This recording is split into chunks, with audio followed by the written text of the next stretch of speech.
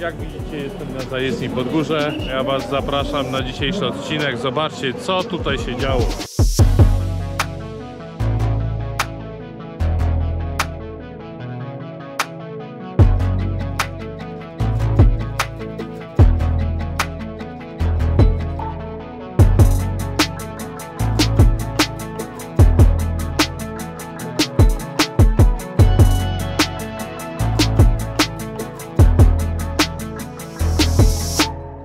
Ja mam na imię Janek, to jest kanał Janek Gada, ciekawostki, historie, podróże. Zaczynamy, czas, start!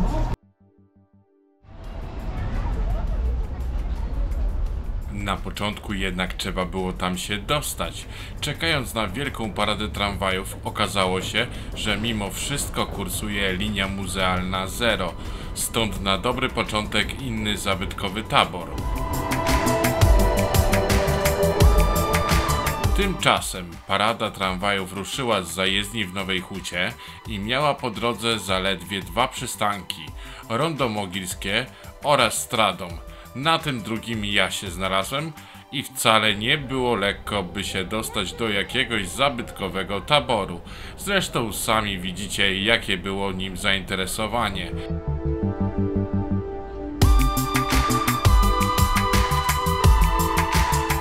A, i jeszcze jeden tramwaj zatrzymał się na przerywaczu, także była dodatkowa atrakcja.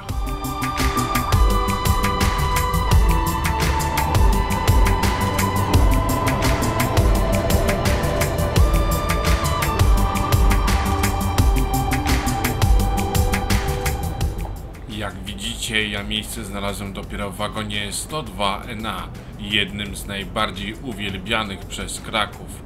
Tak bardzo, że nowiutki tabor dla Krakowa wymieniano za nawet 10-letnie składy 102NA. Jednak zwróćcie uwagę na wagon doczepny 102NA-D. Zazwyczaj na moich materiałach mówię o rozbudowie sieci, ale warto też, oglądając to dzisiejsze wideo, przyjrzeć się, jak bardzo powiększały się składy, by zabrać większą liczbę pasażerów. To co? Ruszajmy ulicą Krakowską w kierunku Podgórza.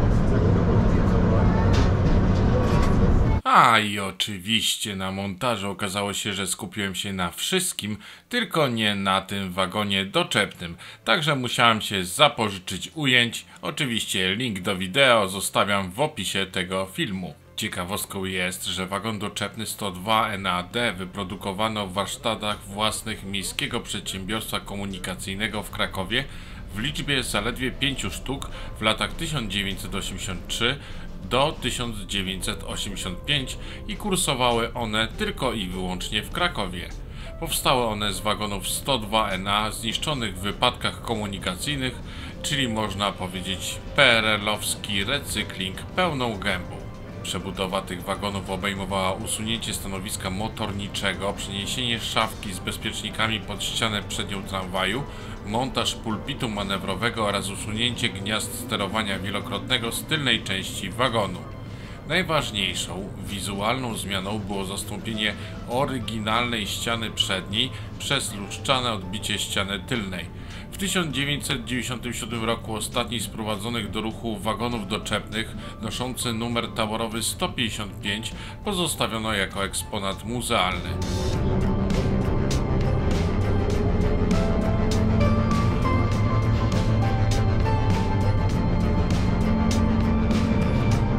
O samym 102NA nie będę się rozwodził, bo ostatnio wrzucił o tym odcinek kanał Urban Transport Systems, ale zwrócę Wam uwagę na ciekawe porównanie do wcześniej wyprodukowanych czechosłowackich tramwajów serii T, od T1 przez T2 oraz T3 aż po T4 w stosunku do konstalowskiego 102NA.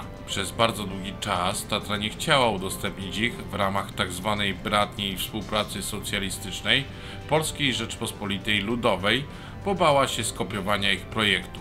Owszem, dwie T1 trafiły do Warszawy w 1955 roku. Tam zostały one przebadane przez polskich konstruktorów, a podpatrzone rozwiązania przyczyniły się do budowy tramwaju Konstal 13N.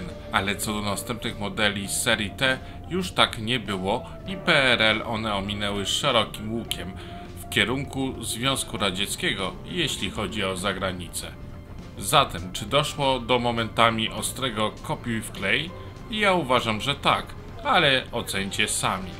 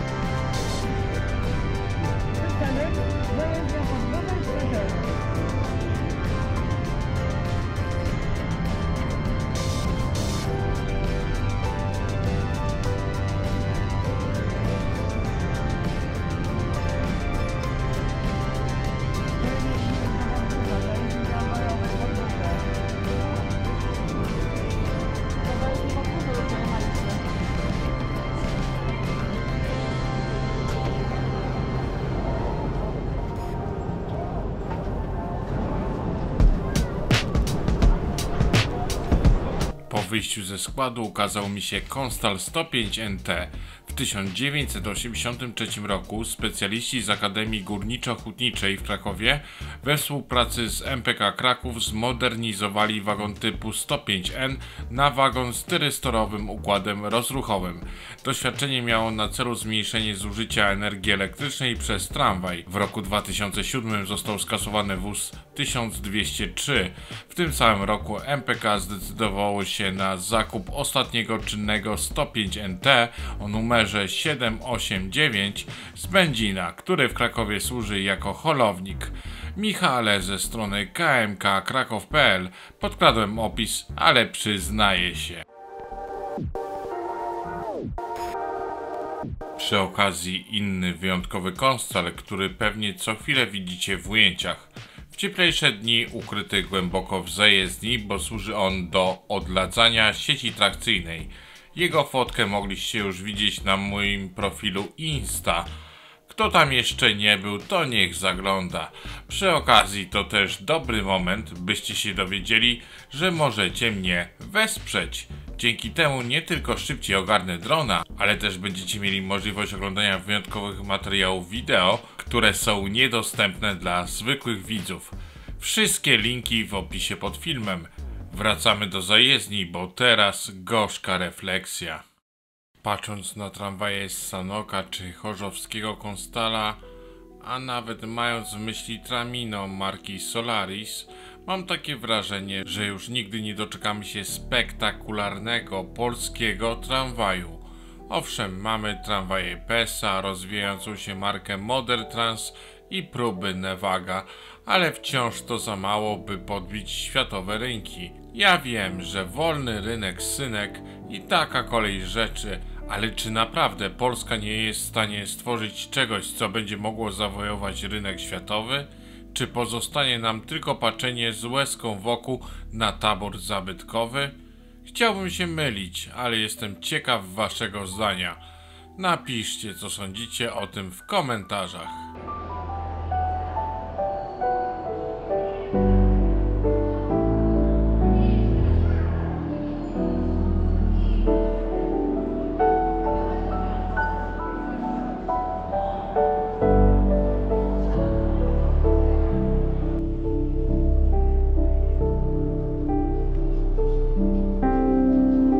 W ostatnim odcinku o najstarszym krakowskim tramwaju pokazywałem wam SN1.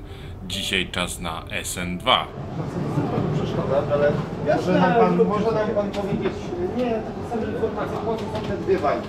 Tak, tutaj mamy rozruch hamowanie, no, czyli przy okazji hamulec biegnie. Coś takiego, tu jest hamulec ręczny, tak żeby się zatrzymać w ogóle, żeby stać. Dobra, czyli żeby ruszyć... I tu jest jeszcze nawrotnik, klucz mam akurat tutaj przy sobie. Do przodu, do tyłu. Zakupiona w 1938 roku seria nowoczesnych wagonów liczyła ich 18 silnikowych, budowanych o najnowsze trendy konstrukcji tramwajów. Stalowe nadwozie posiadało drewniany dach i wewnątrz wykończone było wieloma drewnianymi i mosiężnymi elementami zgodnie z obowiązującą modą. W latach 50. i 60. przeszły liczne modernizacje obejmujące zwłaszcza zmiany wnętrza pojazdu.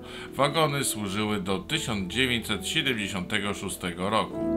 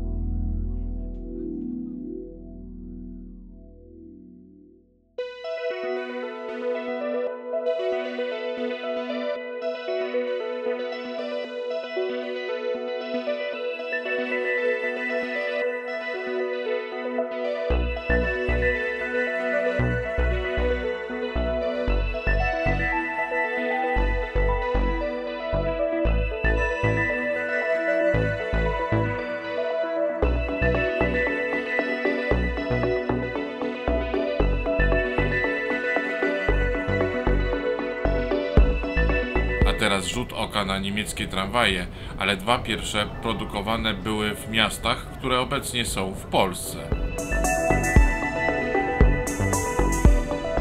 Na początku tramwaje typu LH Standard, określane także jako Einheitswagen. Było to oznaczenie tramwaju elektrycznego wytwarzanego w latach 1925-29 w zakładach Linke Hofmann Werke we Wrocławiu. Po wojnie w 1949 roku 15 z nich oddano do Warszawy, gdzie otrzymały oznaczenie LW. W trakcie eksploatacji poddawane były rozmaitym modernizacjom.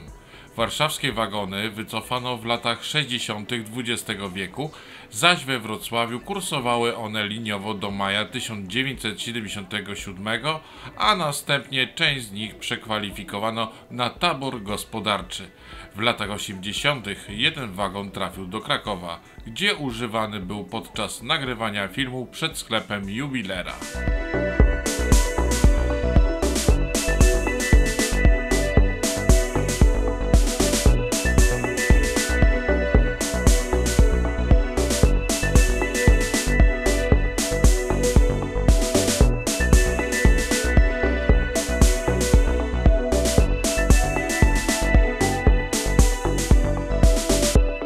Gdańska fabryka wagonów Danziger Wagon Fabrik w 1930 roku wyprodukowała tylko 6 sztuk tego pojazdu. Nowe wozy pojechały linią poprowadzoną przez ówczesną ulicę Ringstrasse i to właśnie od niej wzięła się potoczna nazwa tramwaju, czyli Ring. Wagony kursowały po ulicach Gdańska do końca lat 50. Później zostały przerobione na wagony techniczne. Do Krakowa dotarły 2 sztuki w latach 80. XX wieku, ale pierwszy z nich doczekał się renowacji dopiero w 2007-2008 roku. Ten wrócił do Gdańska, drugi został w Krakowie, a prace nad nim zaczęły się w 2016 roku. Trzeci przypadek jest szczególny. Jeszcze w latach 30. XX wieku Warszawa postanowiła zakupić nowe tramwaje. Warszawski wagon typu K został wyprodukowany w 1941 roku i był częścią dużego zamówienia obejmującego 60 tramwajów, które w 1939 roku złożyła Warszawa. Niestety, po wybuchu wojny nie trafiły one do stolicy Polski, tylko do Berlina. Tam woziły pasażerów do końca wojny. W końcu jednak w 1945 roku ocalałe tramwaje udało się sprowadzić do Warszawy, gdzie po modernizacji służyły mieszkańcom do połowy lat 70. Jeden z nich został zakupiony przez krakowskiego przewoźnika w 2017 roku i poddany renowacji.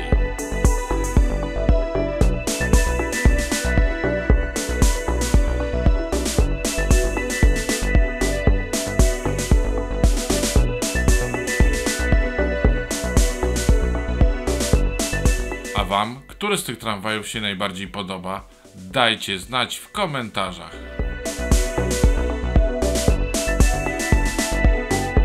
Zbliża się do mnie tramwaj, który pewnie zabierze mnie do centrum.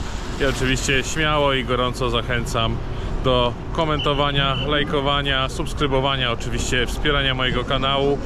Jeżeli coś, wszystko macie oczywiście w opisie, jeżeli jakieś materiały wykorzystałem, a pewnie wykorzystałem. Także trzymajcie się, do następnego, cześć!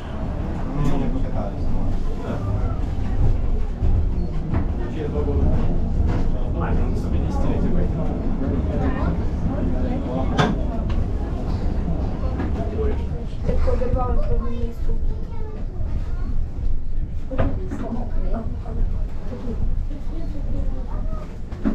Gdzie oderwałem?